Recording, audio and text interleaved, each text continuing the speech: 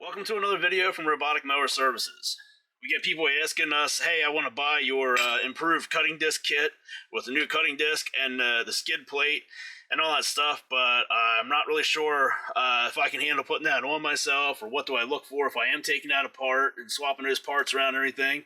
So we're going to run through this real quick for everybody, just as kind of a refresher. To remove all these parts, first you want to start with this cap right here. There's 3 screws that require a T20 Torx bit, whether it's a screwdriver or a T-handle, or a screwdriver like this where you can put the different bits in.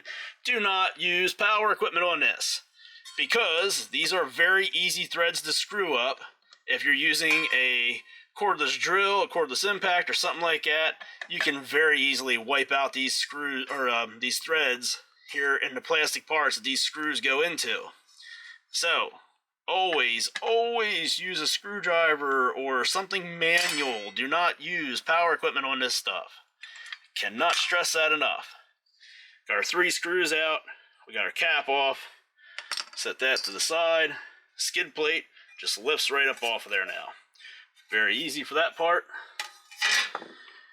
Then we come to this screw right here. It's a flange screw, but it takes an Allen wrench. That is a 4mm Allen wrench, and you want to make sure you got an Allen wrench that actually bites on there. So when you go to turn that, your Allen wrench doesn't wobble around a good bit, because if the end of your Allen wrench is rounded off, that's going into the screw head, you're probably just going to strip it out, and that's the last thing you want, because then it's a pain in the butt to get that out of there. So with a good Allen wrench in there, you want to grab a hold of the cutting disc, obviously a spot where there's no blade, because the cutting disc is mounted to the shaft that this screw is in. So if you hold this cutting disc, it's going to hold the shaft from spinning, and you can just take and turn that right out of there. See how easy that went? No power equipment needed. Take that screw out of there. Now in a perfect world, you're going to be able to just grab this bearing housing and go like that and pull it right out of there. But we don't always live in a perfect world, so something you can do to kind of help you out if your bearing housing is, your bearing assembly here is stuck to the shaft, take the 3 screws that you took out that held that cap on and just screw them in there by hand. Put them in there a little ways. Just put 2 of them in there. That's what usually works the best. So you put 2 of those screws in there like that, and then you got something to grab onto and just kind of wiggle that housing and the bearings and stuff to get it up off of that shaft there. Makes it way easier if it's stuck than trying to pry on it and everything else, and then damaging the housing and the bearings. If there wasn't a problem with them, now you have a problem with them, you got to replace them. So then we have 3 screws down in here. This is the old style. So this has the flange head screws. Again, no power equipment. Just take a screwdriver, remove those 3 screws.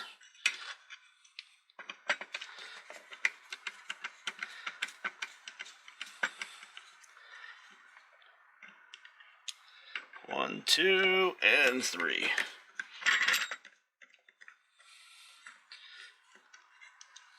As you can see, very easy, no power tools needed. Do not use power tools on this stuff. I can't stress that enough. There we go. Cutting disc is off. So you can clean all this up here if you really want to, if you need to. I'm just going to show you here quick. I'm not getting into all that. I'm going to show you how to put all this back together. On the cutting disc, there's these 3 little nubs right here, and they're going to line up in the holes on your cutting motor that do not have threads in them. There's 6 holes on here, 3 of them have threads, 3 of them do not. So you're just going to put that on there and spin that around until it falls into place, but you want to make sure it's falling into place on the holes that don't have threads in them. Then you're going to put your screws back in here. This one, as I said, has the screws that have the tapered head on them. The kits that we sell with the improved cutting discs, they have screws that have a flange on them. Those are the screws you're supposed to use for those cutting discs, because they do not have the tapered holes in them. Tapered holes require screws with tapered heads. So, regardless of which one you're putting on, you're going to start 1 screw in there. Just get it started. Then start the second one.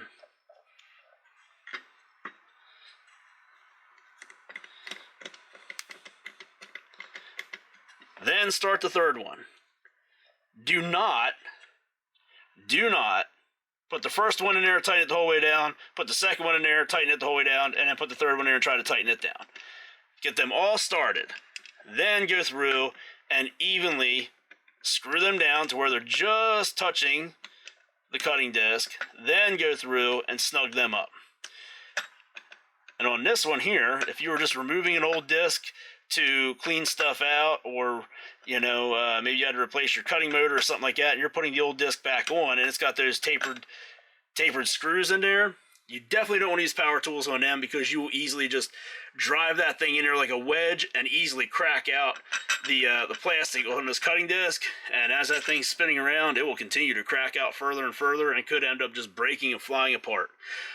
On the new ones, you also want to do this just one at a time. Just start it in there, then start the second one, then start the third one, and take them down evenly at the same rate, because you want to make sure that you're getting everything centered up in those holes. You don't want to just put one in there and tighten it down, and put the second one in there and tighten it down, and put the other one in there and tighten it down, because there is a little bit of play there. You want to make sure everything's centered up so it spins around evenly, so it's as balanced as possible. Then we're going to put our bearing in there, and the bearing assembly, it has the 3 nubs here on the one side, doesn't have them on the other. The side with the 3 nubs will face up towards you, because that's what the skid plate latches into. So let's put that in there. Then our screw here, center, our Allen wrench, again 4mm Allen wrench, and hold the hold the cutting disc and just tighten that up. Good to go. Then our skid plate, get that lined up. Then our cap, spin that around so it just lines up. And again, start one screw, start the second screw, start the third screw, then take them all down evenly, because you don't want to have one of them off a little bit. If you just run the first one down there tight, it could be off a little bit, because there is wiggle room there. And you're going to end up pulling on those threads that are in that plastic bearing housing. You don't want to mess that up. You want to get everything as centered as possible so it spins as balanced as possible. Now, if you're not familiar with this trick, if you're seeing what I'm doing here, kind of blocking the light, but what I'm doing is I'm spinning the screw backwards. And when you turn the screw backwards in a setup like this, you'll feel the screw kind of pop. You can see it just did it there. And it means that the screw is lined up, everything is straight, and it's just going to go right down in there nice and easy. You're not forcing it down in and distorting the threads, because again, you got a steel screw going into plastic. So it'd be real easy to screw up those plastic threads. So here again, I'm going to spin this backwards, and you'll see it just kind of, there it goes. You hear the pop, it kind of drops into place, and then just real easily turns in there. And again, I'm not tightening them up. I'm just putting them down into where the flange head of the screw is down in the hole, so it's easy to make sure that they are centered up. Do this again here. I'm going to turn this backwards. There it goes. Popped into place, lined right up. So now I've got them all 3 started down in there, and now I'll go through and secure all 3 of them.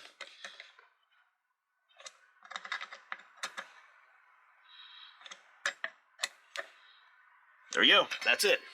No power tools needed, nothing special. Our bearing spins around here, it doesn't growl or anything like that.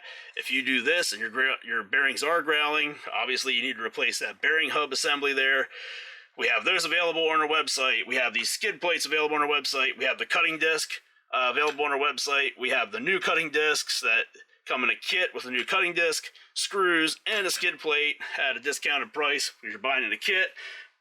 Blades, we have them. We have these, the center caps here.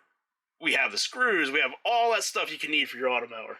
All available on roboticmowerservices.com, our website, www.roboticmowerservices.com. If you haven't checked out that website, check it out because we have a lot of parts. We have a lot of tech support stuff on there. We have a lot of everything related to Automowers on that website. If you can't find what you're looking for on that website, just click somewhere on there where it says contact us or a spot where it says about emailing us. There's lots of different ways on there you can contact us through that website. You can send us a message through the website, or you can, like I said, click on a spot there. We'll allow you to send an email. If you don't know the email address, it's roboticmowerservices@gmail.com. If you can't find what you're looking for, or just need some extra technical support and want to send pictures, videos, all that kind of stuff of what you got going on to help us try to help you out a little bit better, that's the best way to do it. That's really it there. Anything you need for your Automowers, or if you're looking to buy an Automower or anything like that, start with our website, www.roboticmowerservices.com. Also, if you're going to buy parts like this, a lot of the parts descriptions, if you look, there's usually videos there now that show you like how to test different things, or how to remove the part, how to replace the part, what to look for. So if you're not really confident about what you're going to be doing as far as the repairs, make sure to check them out. Or you can always just come here to our YouTube channel and just scroll through all the videos, watch all of them. So then you know even more about what you're doing, not just that one job, but more about your Automower in general. That's going to do it for this video here. As always, be sure to subscribe to our channel, and thanks for watching.